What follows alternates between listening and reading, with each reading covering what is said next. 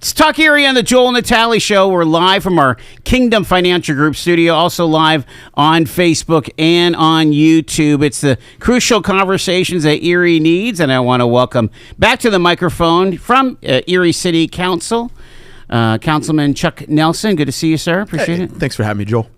We are talking about the Home Rule Charter, but I want to kind of do some breaking news chatter with you for a second here. And we've got to talk about this Erie County Democratic Party coming out and endorsing for mayor Daria Devlin. That's pretty unprecedented, isn't it, Chuck? Yeah. I don't know of that having ever happened before. Really? Like, I mean, I didn't know if it happened like when Flippy, was being thrown under the bus and all that stuff, Yeah, I haven't found anyone that's been able to give me an example of that having ever happened. Seriously? Yeah, I mean, they say it does happen, but I haven't heard anyone actually give me an example of it. So again, it's one thing. Obviously, you're going to support your candidate in the fall, but it's one thing, it's a different thing to have an absolute endorsement for a local candidate in the spring. Yeah, and honestly, and against an incumbent, Yes. we have criteria for what the endorsement was, and the number one criteria was experience, including incumbency. So, it was surprising to come out with that endorsement, especially against someone that hasn't had any sort of major foibles, hasn't had anything that violates the principles of the Democratic Party. And I'm a committee member. I'm executive committee. I'm the sergeant at arms. Wow. So. Yeah. Did you have to hold anybody back during the meeting? No, just joking. Sorry. I'm the only person that ever probably ran for that office being like, hey, I was a college wrestler. Right, exactly. If things get a little rough around here, I can handle it, right? No, I mean, when I saw that story by Lisa Adams, I'm like, whoa, Yeah. Schemmer doesn't play politics. That's not one of those things where he ever, stacks a committee or anything like that.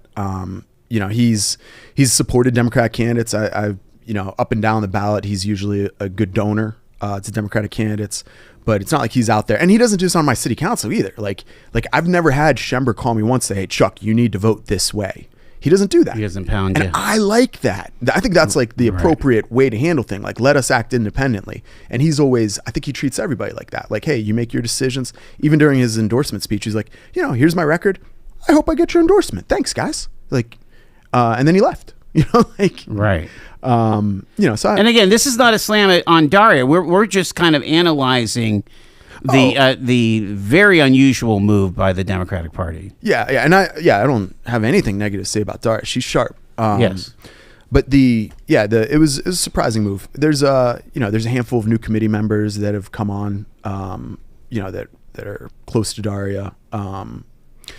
I think, probably only half the committee showed up. So really, I think this shows that she definitely has 24 people voting for her. Mm-hmm. Okay. That's about it. Well, a couple more questions. Again, you had to give emphasis to city delegates, city members that were actually consequential for the mayor's race. Because what happens in a lot of these races is, certainly somebody that comes from maybe more maybe from the new Democratic Party in Erie, and we've had these conversations of the AOC versus the Tulios and all that stuff.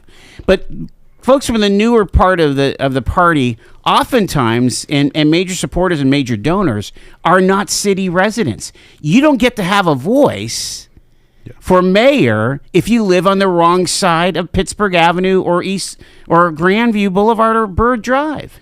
Yeah, and that's so the city residents on the Democratic committee are the ones that get to pick the endorsement, and then that gets affirmed by the county party. And so both of those things happen, huh? Yeah. And I mean, for the county party part, I was conflicted. I voted for no endorsement on the first side of it. You had a choice between the candidates or no endorsement. And when it came to the party affirming it, I was going to vote to approve the endorsement until a few people spoke. And I came out at that point and said, I think it's likely that Schember wins, and I think it'll make the party look weak if they endorse a candidate and they did endorse a candidate. But if she wins, then the party can flex, and those that support her can flex and say, hey, look, the party picks the winners, and that'd be a feather in the cap. Don't you think that there could be a backlash? I mean, I'm starting to get texts even today of saying just because this happened, I'm voting for Schember. You know, I'm not. Nobody's going to tell me what to vote for. Yeah, I knocked on 154 doors yesterday, and I had a handful of people asking me about it, and I don't think any of those people were swayed. Like, honestly, I think the backlash is real. Mm-hmm. Yeah. Well, again, it makes for very interesting political radio, but it's like, I wonder if enough thought went into all of that. Obviously, again, you're on the executive committee. It sounds like there was enough positives to actually do this versus the negatives. It sounds like. Yeah. So it takes the ward chairs, at least 2/3 of them, plus the party chair, have to vote to have an endorsement meeting. And then beyond that, then the city's committee then makes that vote. Yeah. Wow.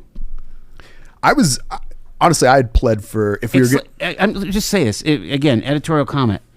Like, what did Joe do to the highest politicos in the Democratic Party? What kind of negative could have been that you would say I'm endorsing the challenger to the incumbent as opposed to no endorsement? Yeah. Yeah. So it's not so much that he did anything negative. I think people are upset that he hasn't done enough positive for them. Okay. And I get along really well with Joe. I mean, we get lunch monthly. Like when I was president, now it's a little more sporadic. I mean, I work great with him. When I came in with an agenda in 2021, we've done that whole agenda, and it's been with his support. I think the things we've done this term are the things that are turning around the city, and that's a record that I'm running on. I think it's the record he's running on, and I think it's a record that wins.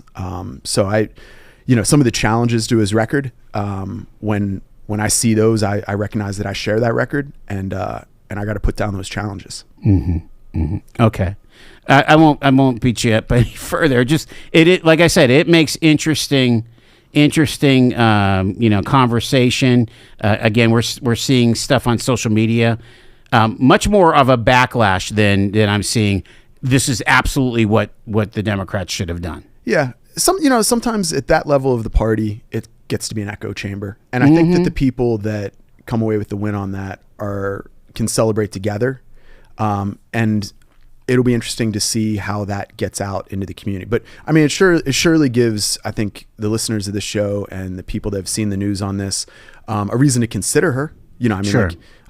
People that pay close attention, that there was at least 24 of them that were in favor of her. So, I think that's a feather in her cap, and I think, Schember got 74% of the vote last time. I mean, going against another school board member. So, I mean, it's certainly an uphill race. All right, let's do just a couple more questions politically. You're primarying Ed Brzezinski. I am in a primary competition with Ed Brzezinski. He's not the incumbent here, obviously. Oh, that's right. That's right. He's switching from what? He's on city council. He's on city council. Midterm, so he keeps his seat no matter what. He's midterm. So who was the controller? Teresa Stankiewicz. Okay, I'm confused. What was Ed's old job? He's always school board and city council. He ran for controller. He actually ran as a Republican for controller 24 years ago. Is that right? So now that's a case where the Democratic Party should make an endorsement. Who's the city treasurer? Kaz Katowski. Kaz Katowski. Okay, I'm just getting him confused. I'm sorry. Yeah. And Kaz is still he's not running for re-election, right? Or is he? I don't know. He has that choice in 2 years. Okay, he's got a couple more years. Gotcha. Sorry about that. Yeah. All right. So it is not, you're not primarying anybody. It is an open seat. It's an open seat. I've been the finance chair or the president every year I've been on council. I've always been the numbers guy. Brzezinski, he's an old English teacher, so I've been teasing him about doing his math homework for the last 4 years. Jeez. He fights to get the fees reduced, and then I'm in there with spreadsheets being like, hey, if we get rid of the corporate discount we have for the bulk users, then we could cut the sewer increase in half. I'm the one that does that. And that's what I hope to do in the controller's office, is make sure the city council is well informed to make decisions with, information that doesn't just come from the mayor's office. They need an independent source to be able to verify that information. And okay, so the controller, what's essentially the job there? Well, the number one responsibility, and this is kind of the baseline because professional staff and support staff does this, it manages the pension, it audits the budget. So every year there's an audit. So there's a CPA on staff, right? We hire a CPA. You hire a CPA. And then there's, then the controller's office puts together the information for that CPA and works through that process with them. So I do that, like I get the audits back every year. I review them very closely. And then the pension board, you're looking at hundreds of millions of dollars. Sure. And, we have a guy that flies in from Boston once a quarter and manages that How's money. that? Do you have any idea how the pension fund is doing with? It's been doing great until Trump. Okay. It's kind of up and down the last few months, huh? Yeah.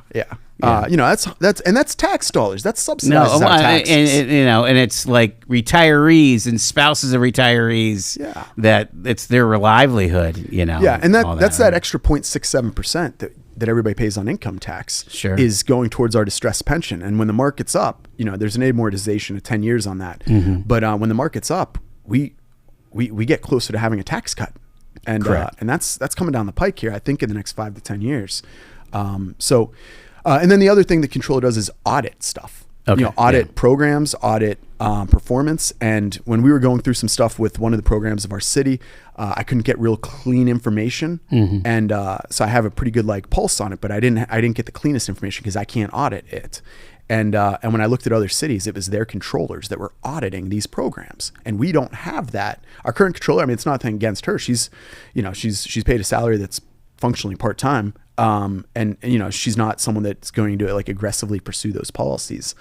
We made the salary a full-time salary now, and I'm hoping that if I'm in that role, I'll be able to aggressively audit these things. I've saved the city about $10 million so far. We had money in the bank from ARP that wasn't getting interest. So I got a more active treasury management program, some reimbursement stuff. So I'm hoping to just invest all my time in saving taxpayers money now that I got my policies and legislation done. We're talking to Chuck Nelson. We're going to be getting into this home rule thing. We had to get some political conversation out of the way.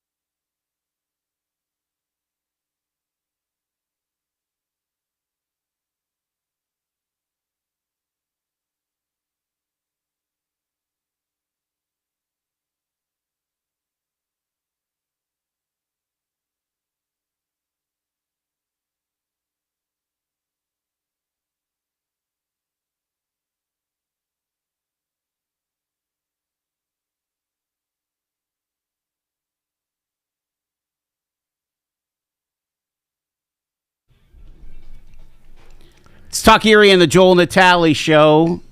We are talking to the city councilman, Chuck Nelson. He's with us here as we talk about the home rule charter. And let's get to it, Chuck, because I think it's an important... Oh, hold on a second. Something is... Something is Shaney, giving come me. back. Shaney, come back. Shaney, please come back. Yeah, we'll fix that here in a second. All right. Let's get to the home rule charter here, because this has been something that you have been talking about now. Gosh, I think we've had multiple conversations about it. Yeah. And give the baseline again of why this is important. So, and I've been talking about this. First time I ran was 2019. I probably wrote an op-ed about this either early 2019 or maybe even 2018. I mean, this has been my push. What it really does is gives authority back to our city so that we're not suppressed by Harrisburg's policies anymore. And the number one thing I'll say about this is that we may be distressed at some point in the future. It's not too eminent, but there's never been a home rule charter city that's fallen into Act 47. Like when you see our school district get taken over by Harrisburg, that's something that only happens because our state policies, especially on revenues, are terrible. So this is something where most cities that go into Act 47, they end up taking home rule charter to get out of Act 47. That's the case in Newcastle a couple years ago. Or they end up taking home rule charter to prevent Act 47. So if you hear any, suggestions, city council candidates, controllers, mayoral candidates, if anyone is challenging and saying, hey, where you got this like fiscal cliff we're coming at, no, not with home rule charter. We'll be fine. Like we'd have the latitude to fix the issues of our city. Why would that particular process fix the fiscal cliff? Because we are facing one. Again, you taught us about this. Although last time you were saying, hey, it's not as bad as it could be. Yeah, you'll see me being a lot more lenient in these last 2 years because we've had surpluses the last 2 years. Yeah. We didn't run out of the water reserve money because we actually replenished it the last 2 years. So when you look at our 5-year projection and you hear this, we got $10 million to figure out this year. We already figured out $6.5 million of it, Joel. We don't have 10 million anymore. That was the information you had back in December. We're already ahead of that now. We finished the year with a surplus. We know how much is rolling over. We're up. We got maybe 3 million to figure out here, but that's a pretty reasonable number on a $100 million budget. Right. So the thing that this does is it takes the burden off of property owners and moves it over to income tax. When I retire in 20 something years and I have less income, but I want to stay in my house, then my taxes will be burdensome in the city. But with home rule, you pay the taxes when you're making the money. When your incomes are the high, so it's you move it over to like maybe a 2% income tax, and then you don't see the property tax increases anymore. And the big thing that then changes is with inflation, your income should be going up until you retire, So that's the part where why the cities see less of a fiscal challenge is because when you shift the burden over to an income tax based system, it's less burdensome to property owners and you can have greater investment in homes. It's the decision that Allentown made in the mid 90s. It's the decision that Reading made in the late 90s. It's what turns around cities.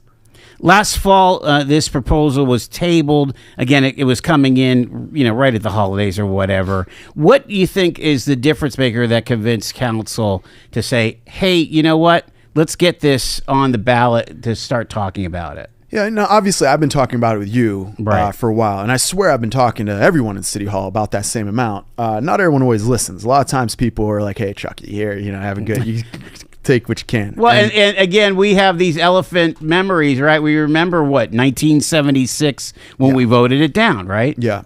So, I mean, that's the big thing is that I came in with 4 big things to run on.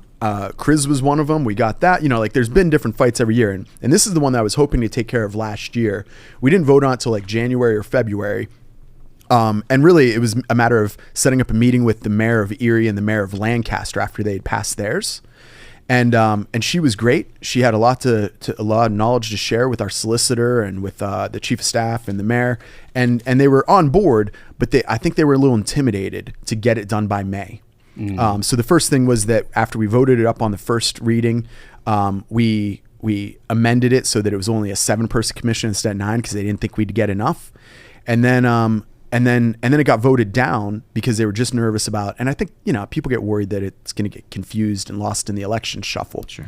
But now after we passed the deadline to pass it in for the May election, with the first opportunity we had to pass it for the November election, then the mayor got behind it. He recognized this as a solution. The big thing I wanted it for the 2027 budget. And he he's So what is the actual significance of 2027? well, we'll have a tax increase in 2027. You know, I think 2026 we might be able to get there without a tax increase. So let's say that we need to have $4 million in revenue in 2027. Would you rather have a 0.5% income tax increase, or would you rather have, you know, a 1 mil property tax increase? I wanted to have that option as soon as we needed it, but the mayor is really confident with our numbers, and you know, I'm pretty confident with them too. We might have some nominal property tax increases, and then 2028, when it's whatever small tax increase might be due, we'll have the income tax option available. And frankly, I think by 2029, we're back to not having tax increases again. Let me make sure I'm understanding here. So are we saying that next year in 2026, with whoever mayor that we have come January 2nd, that we'll spend the year discussing how big of a tax increase we're going to have come 2027 with that budget? No. I bet if I was to wager right here, like on the air, I think we'll have about a $3 million deficit to cover this year, and that puts us. I think we'll have about a $3 million deficit to follow the following year, and then probably another 3 after that. And this is after all the water money's gone. Well, the water money's, we still got about $6 million of that right now. So that could technically cover these two deficits, right? Well, that's what keeps us down to a $3 million deficit. Oh, okay. So we're stretching that out. The big question will then happen is, do we then desurge the police hires? Like, that's one of the different levers to pull. Yeah. So as long as we follow through with that approach that has been offered to us, then I think we're in a good spot. And then by the following year, which is the next mayoral race, by that year, I don't even think we probably need a tax increase, because hopefully the income tax grows with the budget. Yeah, I mean, we're not going to want a tax increase. Well, obviously, we didn't have one for 2025. We're not going to want one for 2029. You know, right? But 2029, it's likely that we'll have a lame duck mayor, so they can make sure that they take care of the future of the city. And likely, maybe Devlin, but usually you get a lot of grace after a first term. That's true too. All right, I'm got about a minute left. So you're saying that this home rule really changes the income side of the ledger of what it's made of, and income tax would be more dominant. Does that mean that folks from outside the city are more involved with the operation of the city? If they are, let's say they live in Fairview but they work downtown, does that mean that they're more involved? No, they still keep extracting all the resources that we provide for their jobs. Hey, and I'll be like, I love it. Like that? Yeah, I do like that. Hey, I gotta go to break.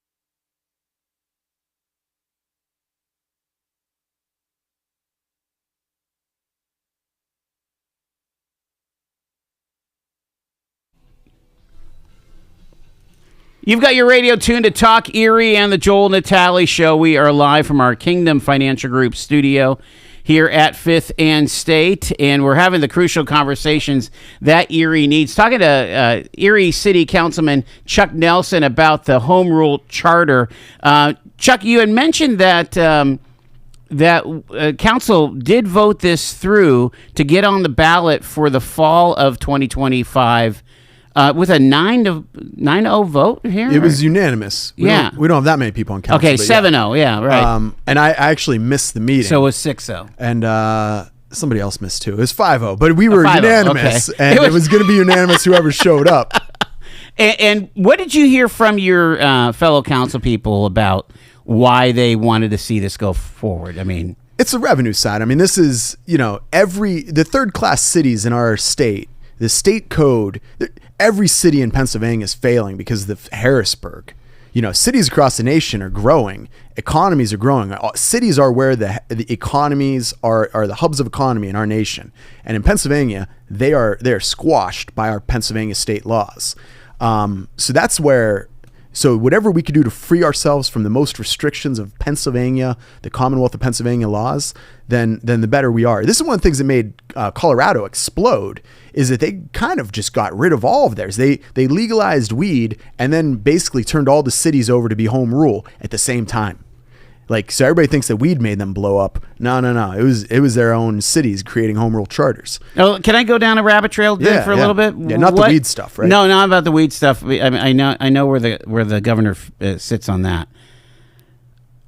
What specifically is it about Pennsylvania law that is so harmful to, especially the third-class cities, like everybody not Philadelphia and Pittsburgh? So you asked if that we can use this to tax commuters. Yes. What kind of state are we that we don't let people like the city of Erie doesn't produce housing? We produce jobs.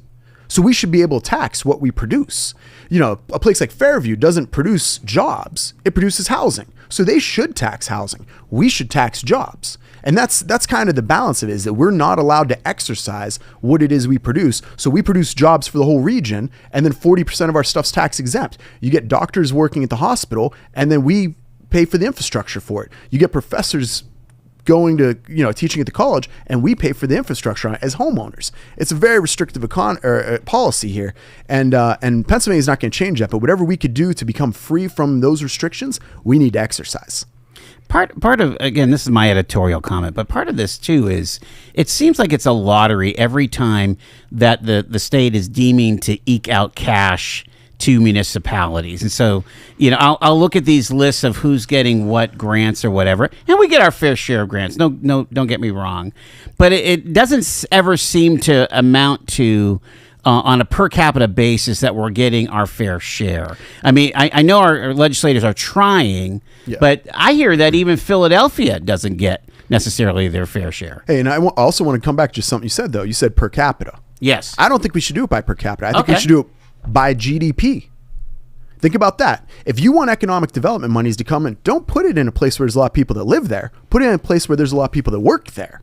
And that's the paradigm frame that I think we're missing as like a broader community, that we don't invest in communities that produce economically. And the more we could do that, the stronger our economies would be. But Pennsylvanians are just regressive on that. So this is where home rule comes in, is we need to do anything we can to become less and less burdened by those restrictions the state puts on us. It almost sounds like, if the new industrial park, the 200 acres, really is a boom out in Stertania, I don't even know what township that is, but they would get benefit from being the houser of jobs, according to what your thinking is. Yeah. Absolutely. And we're getting money in now. I mean, like CRIS, we'll be getting money in on that next year. And that's the kind of stuff that I think the state needs to continue to use as tools, that it's an economic development thing that focuses on a community where the money is being made. All right. So let's talk about the other parts of the home rule. And again, one of the things that we've talked about, I guess, since this subject has come up, is the way that we have drawn up wards. And wards are important because there are political boundaries within the city of Erie. Is that we kept really, really old boundaries, on the old Erie. Then we added like the 5th and 6th ward, which actually where most of the folks live at this point. You're proposing that we redraw wards, right? That's something that the commission, once elected, may want to consider, and I think it's a good idea. A lot of cities, I use Longmont, Colorado as an example on a lot of things because they're the fastest growing city of our size, and they redid their charter and they did a hybrid ward system. So you could get like 7 council members, 3 or 4 of them are ward based, 3 or 4 of them are at large. And that way you have more competitive races. If there's a council person that's just directly messing up, instead of letting them sneak on as like the 3rd or 4th member on an at large vote, you can just take them directly in a one-on-one race. And you see on county council, like there's a little more flipping to those seats when you can line them up 1-to-1. But at the same time, I like having the talent pool of a whole city. So personally, I like a hybrid system, but I think there's going to be a lot of fruitful discussion on that topic.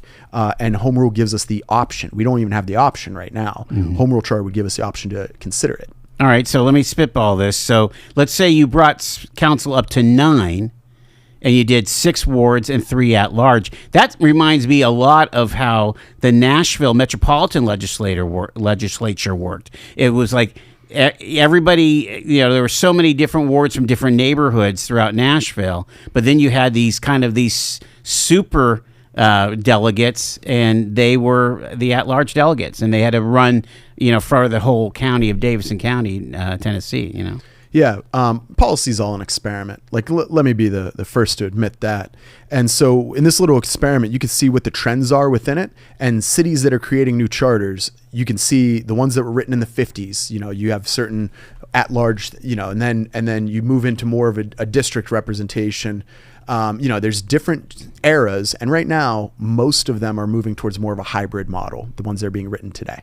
I would think, too, that there's just some social justice built into redrawing the ward boundaries and also making sure that you had district representation. Isn't that, that's a positive? Yeah, 1st and 2nd ward are highly new American, right? But we still have this mentality in Erie that you have to have a vowel at the end of your name to win a city election, right? Right. Yes. So both my opponents have vowels at the end of their name. I'm very nervous. So that's part of the turn is that like in 1st and 2nd wards, you might be able to pull a new American in now because the demographics have flipped, and to bring a perspective like that would be, I think, very valuable to our community. But in at large, you're still talking Polish and Italian. There's a big shift there. Yeah, it's quite interesting. Tell us about process now. Where does this go? What has council voted for, and what's that look like for the voters? So council voted to have a 9-person commission. So we have 9 people that will run. It is a nonpartisan commission. There's no D's or R's next to your name. We just want S's, smart people, right? So it takes 200 signatures to get on the ballot. We're going to be doing petition signing events at City Hall to try to get 200 eligible voters to sign your petition. You can sign 9 petitions. So all we can throw some numbers around here real quick. Those 9 people will spend 6 months reviewing our current charter to determine whether or not it's good for us. Maybe they say a 3rd-class city with an optional strong merit charter is the greatest thing since sliced bread. But like I said, I hope we have smart people on this, so I don't think that'll be the case. And then they spend 9 months writing a new charter and administrative code, which would then go back to the ballot in the end of that 18 months. Oh, okay. So this will be the primary in 27. The primary of 27 is when it would be on the ballot. And does it have to go twice in front of the voters? So it goes once in front of the voters to create the commission. And then once the charter is written by the commission, then it gets voted on again by the voters. So I could see why you wanted this to be on this year's, because what you're ending up being is on a ballot for a primary, which is kind of unfortunate. All right, so I'll admit some politics behind this. First, number one reason why I wanted on this ballot was for the 27 budget. All right, but in this election, it's going to be more Democrats showing up than Republicans on a municipal primary. there's no contested races on the Republican side. So we would have been able to control the commission a little tighter. And so I'll admit that. You guys that I'll play a little politics on that. And then the final vote, though, being in a municipal primary, that's one of the lowest turnout elections we have. Right. It is the lowest. So we can really get this thing thwarted. A municipal non-mayoral election. This is the worst. It's the worst. So I wanted to get it on this primary, and then it would have gone on the gubernatorial election, the bigger election, and that's midterms. That's the way to do it. Like that really is the timeline to do it. I just couldn't garner the support quick enough, which I've been harping on this for 6 years. So me not being able to get it quick enough is pretty disappointing. Well, yeah, I mean, it actually could be quite consequential. Yeah. Is there a way to delay it? No, and I wouldn't want to delay it any further because then you'd lose it on the 28 budget as well. There is a timeliness to this that this does solve. I don't think I wouldn't describe it as a financial crisis or a cliff or any of these dramatic words getting thrown around, but this does solve the hill that we have to march up.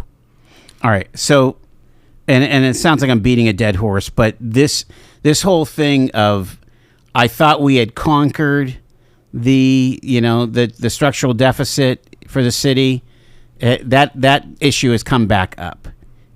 Is it your take that by having a home rule charter and by doing some of the things that are already in play, that we will not have a structural deficit for the city of Erie, or do we still have one?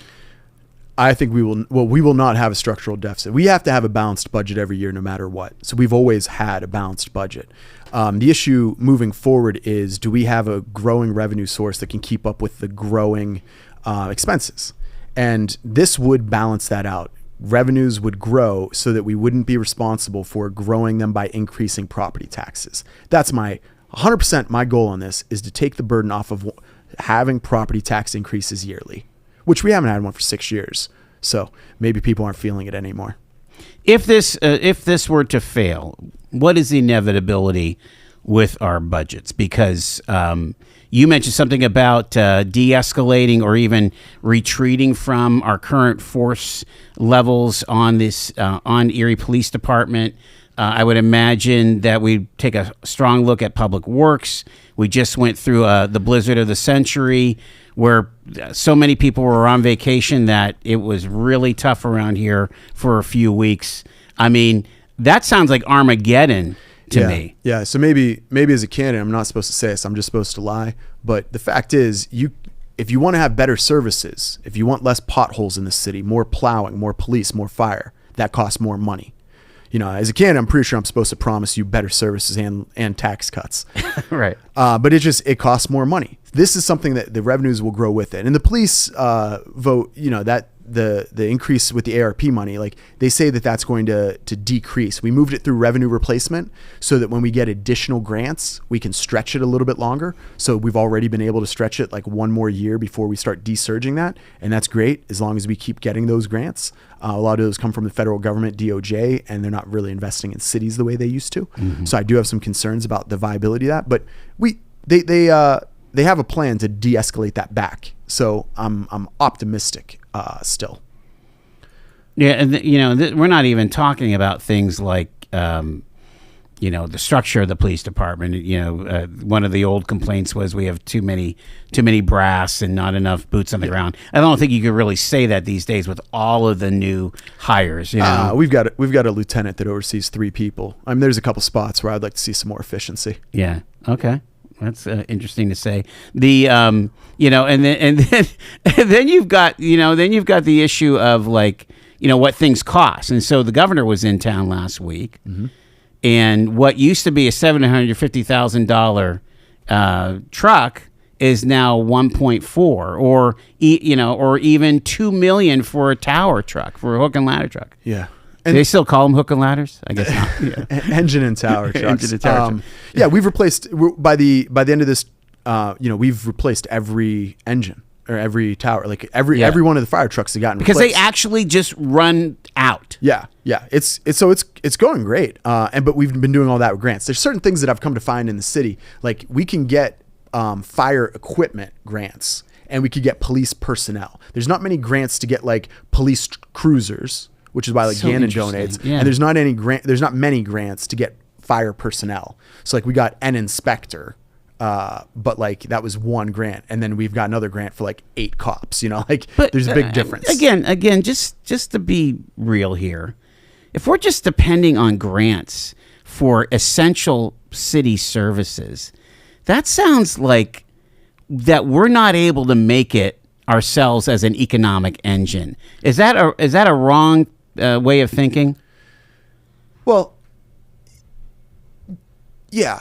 I mean, the thing is, those grants are still our tax dollars. So like if we walk away from that, I want to see our state reps and our state senators scoop up every dollar they can anywhere they can. Yes. So if we just got rid of like all of the things that the state funds, then yeah, we would have to pay for it ourselves. It is the reality of where we're at right now, where basically we send money to Harrisburg and it gets sent back and it gets sorted and everybody gets to pat themselves on the back when we have the big checks. I get all that. Yeah. But really, if we were a going concern, we would have enough revenue, dominated by our tax structure to handle what our functionality. Yeah, I mean, top to bottom, I would like to see the expenses and revenues match locally as much as you can. But then you have populations that have disinvestment, carrying a burden that I think would be unjust. So I mean, there is an aspect to this where I think that there's and especially with the restrictions that the state puts on us, that we can't get revenue off of the things that we produce as a city. Those are the areas where, I mean, if you want to give us a complete freedom of the market to address those things, then let's go. But under the current conditions that restrict us to the benefit of commuters, I don't see it being worthwhile. Finally, of the 3 mayoral candidates, are all 3 in agreement for home rule, or like they're supportive of the commission, I guess? Yeah. I think all of them, Devlin said on the record that she was in favor of it. Schember, he's made it a part of his platform now for 5 or 6 months, since late in last year, in his annual report, State of the City. I haven't had a chance to talk to Sheila Woger about it too much. But I've had enough conversations with her that I feel confident that she could be convinced. All right. Can I ask you one more question? It's that whole Colombo thing. Go for it. Yeah. Put your political hat on. Does Woger play a spoiler role in all of this? I mean, 5 votes could be the difference maker. 5% of the vote can be the difference maker. Yeah. So I mean, I don't know who she plays a spoiler on, though. I think. It could be either way. I could see her playing a spoiler, honestly, on Schember. There's a lot of people that don't have the name ID on Devlin. She's on school board. The only time you see about her is when she's increasing taxes by 4.5 for the school board. I mean, that's the thing. Like, school board doesn't get on the news. That's why Spagle got beat 3-1 on the last election. School board does not get press except for the annual tax increase. Mm-hmm. School board members don't get on the news and get to like talk about school performance. Thank God. That's the issue. So I think I feel like I'm falling down on the job on that. So, well, I mean, I've tried, believe me, but it's hard. Yeah. So the issue then happens is that people without any name ID, like when you look at the ballot and you don't know anyone, you just pick the person you know, and that's Schember for everyone, right? Except for the 500 people that know Sheila. Correct. So I think they would have probably voted for Schember. The only people that I think choose Sheila over Devlin are people that are just strictly anti-Schember and are just picking a name, or they're like women power and just picking a female. Like that cuts into Devlin a little bit, but I think more than anything, she probably cuts into Schember based on people that just don't know who Devlin is. They know Schember, but they do know Sheila, and they vote for her. Think it's going to be that close that it would matter? No, I don't think it'll be that close to matter. Let's call it there. Thank you so much, Chuck Nelson, the Erie City Councilman. Again, the vote, 5-0, but unanimous to bring the Home Rule Charter Commission to bear here. It is 4:54. It's Talk Erie and the Joel Natale Show.